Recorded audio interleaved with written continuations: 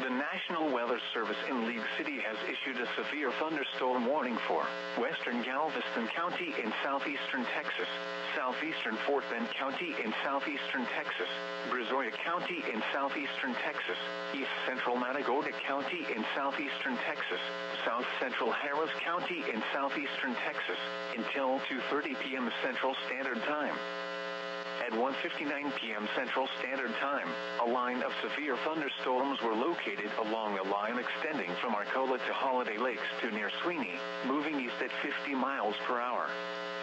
Hazard, 60 miles per hour wind gusts. Source, radar indicated. Impact, expect damage to roofs, siding, and trees.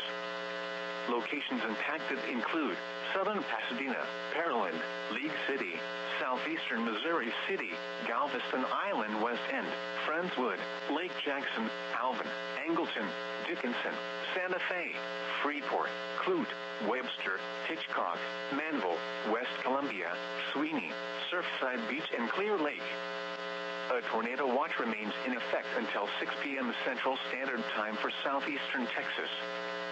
For your protection, move to an interior room on the lowest floor of a building.